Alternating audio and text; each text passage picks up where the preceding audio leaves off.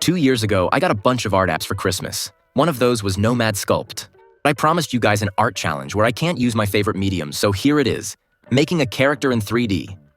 I had no idea what I was doing at first.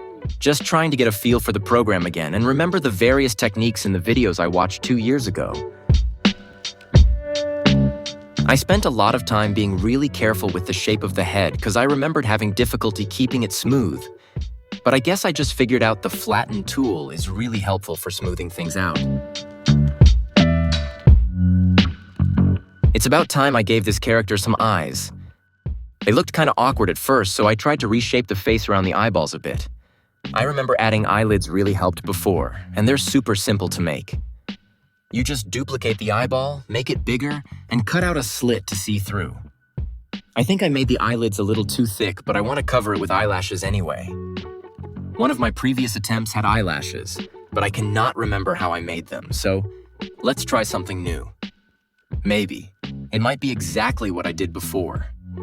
Anyway, I started by creating a tube, and I think Nomad has updated since I last played with it because so many of these options look unfamiliar.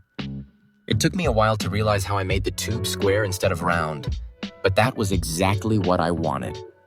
I even figured out how to make a nice little point for the outer edge of the eyelashes.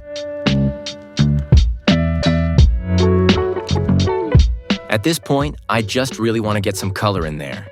And after 3 previous attempts at human characters, I randomly decided to paint the skin a light blue. I have no idea what species they are or anything, but why not? Painting the eyes in 3D is just weird, but it's probably because I need to work on the eyes themselves, so I'll just do the best I can for now. I really, really love giving my characters yellow eyes. I think it'll look cool with the blue skin. I'm really starting to get inspired at this point. I added a bit of green to the eyes and started getting cat goblin vibes, so obviously the next step is some pointy ears. I thought starting from a cone would work nicely. I squish it, attach it to the head, and dull it a bit. They were way too pointy. I started hollowing them out and thought they were looking pretty nice until disaster struck. Have you noticed all those times I closed out of the autosave window? You can see where this is going, can't you? I got distracted. I got up to leave and closed the app out of habit. Goblin Cat Boy was no more, but I refused to let him die so easily. Since I have to start over completely, let's do some planning in Procreate first. It's actually been a few months since my last attempt, so I brought in a screenshot to help me out. I already had a little bit of an idea from before. I wanted white hair and a long ponytail, which I was too lazy to draw, so I ended up cutting it short, and I shaved the sides of the head as well.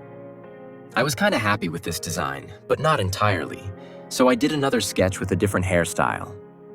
I ended up changing the hair color to a very, very dark purple as well, and seeing both these designs next to each other, I've ended up liking both of them.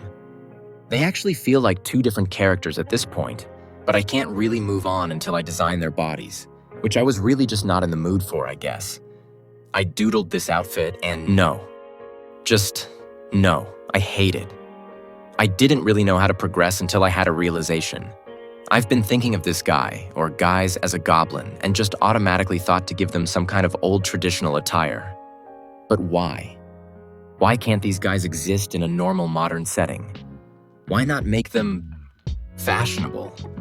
Since these are 2 different characters now, I need to give the other one a body, and I felt so much better sketching him out. I used this line along his shoulder during the sketching of his body, and it ended up inspiring his entire outfit. I don't really know how to explain the design process at this stage, but I think it's kind of about balancing the shapes.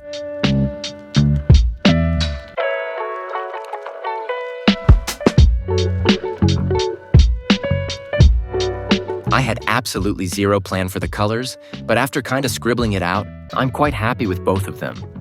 I think my brain decided on its own that these 2 come as a pair, even though they were originally just supposed to be different design iterations.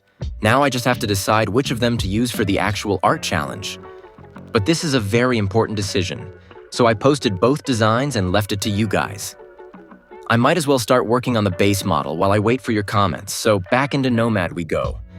I'll import our concept art as a guide, and this time I'm saving right from the start. I think the Goblin Boy has become more of a dark elf, but I'm really loving these characters, so I might create a whole unique species and culture and everything for them.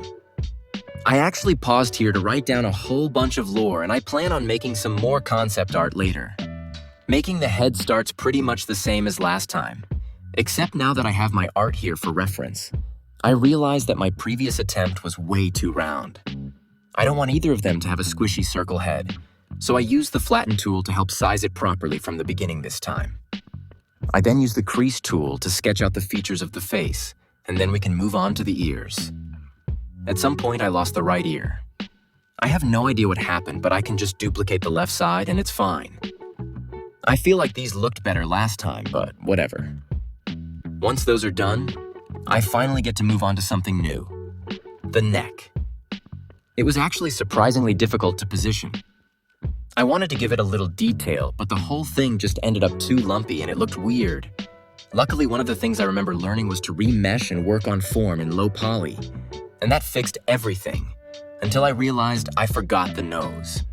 See, earlier I thought I'd just sketch the face and come back to it later when I know what character I'm making, but I for some reason didn't take into account that it's part of the entire head shape and super important to the structure of the whole face. After kind of pulling a nose out, I ended up adding bits of clay where all the bones and structural parts of the face are, and this was really fun. So far, this is the part that has felt most like drawing, just sketching out the face. Of course, it didn't smooth out very well, but I literally just learned how to fix that like 5 seconds ago. Remesh. Smooth. Remesh smooth. A few final adjustments, and it's perfect. I did have to cut the ears off before I did that to preserve them, but now I can put them back on.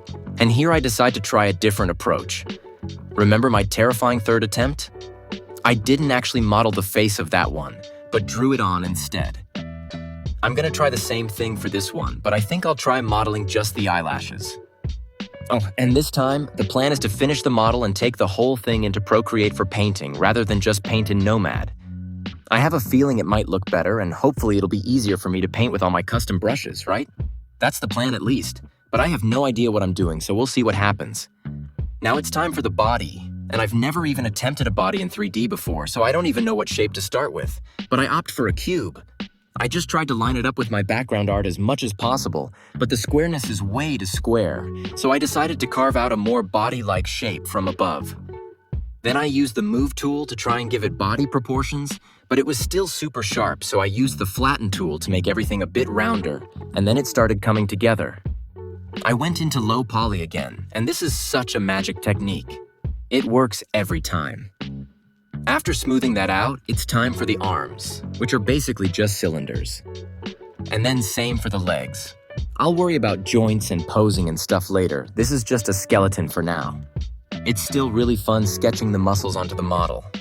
I ended up doing it everywhere, although I'm not too worried about it being super accurate since we're going to cover everything in clothes. Now it's time for the dreaded hands. I actually named all my layers in preparation because I'm about to add a ton of fingers and I don't want to get confused on which shape I actually want to work on. I really don't know what I'm doing at this point, but I thought carving out a shape from a square worked pretty well with the body, so we might as well try the same thing here. Then it's just a matter of adding individual cylinders one by one for the fingers. I can just duplicate them and resize as necessary. I think the fingers are good enough for now, so I'll leave them alone and work on them more when I pose the whole model. But I do need to shape the palm before I can move on. I had to blend all the sharp edges into places the fingers could attach. I tried to give it the handiest shape I could, just sculpting the muscles and stuff some more. After duplicating and mirroring all those shapes, we still have the feet. But I really did not want to model every single toe, and I don't really think I needed to, so of course I was lazy and basically blended all the toes together. I mean, did you really expect me to put effort into the feet? Me, who even if I do sketch the legs, crops them out for the final piece? Yeah, it was never gonna happen. After some final adjustments, we actually have a full body now. Time to add some clothes, but first I need to know which character we're making. The votes were extremely close, and a few people even voted for both, but it looks like Design A had the slightest lead. Let's bring it to life. I had noticed earlier that you can make a hollow cylinder, and thought that might make a decent sleeve. But I decided pretty quickly that I wanted it to be more like a figure, and a solid cylinder would probably work better. I lined up the tube with the arm and used the move tool to try and give it a fabric-y flow. I also used a sub-inflate tool to hollow out the sleeve at its opening, which looked amazing. I did the same thing with the overlapping sleeve, making sure it blended into the shoulders and looked like a droopy, oversized sleeve. I didn't really know how to go about making it look like a shirt at first, but I ended up making a big stomach sleeve and blending the top into the existing body. I made another big sleeve for the pants and kind of pulled the folds downward to rest at the feet. It probably looks like I'm doing something really fancy here, but I'm literally just pulling down, and it's exactly what I want. I thought the hood might be difficult, so I decided to just sculpt it directly onto the body, and I'm really glad I thought to duplicate it first because I ended up cutting it away from the body and making it its own separate layer. I added a tiny rim for the neck of the shirt and added the hoodie strings. That makes the body pretty much complete. There are still some details and asymmetrical parts of the design, but I'll leave them for the next phase, which I guess actually starts right now because it's time for the hair. This may be the most daunting part of the process because it's such an important and highly detailed part of the character. But all I can do is just jump in and see how it goes, right?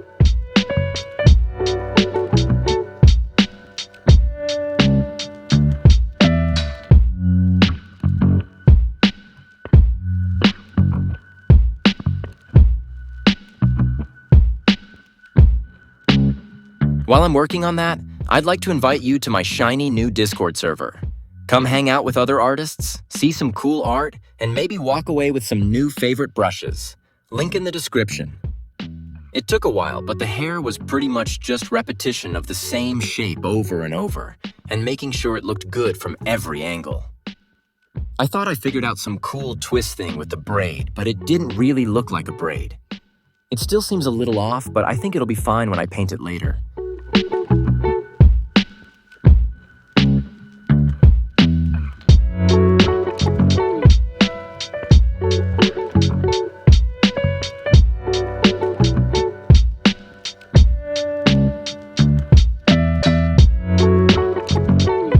I also used this stamp brush I'd made when I was first playing with the app. I didn't really like it then, but it ended up being perfect for the shaved side of the head. I still need to finish the model and pose it, but I did a quick paint in Nomad to see how it's looking, and here's the result.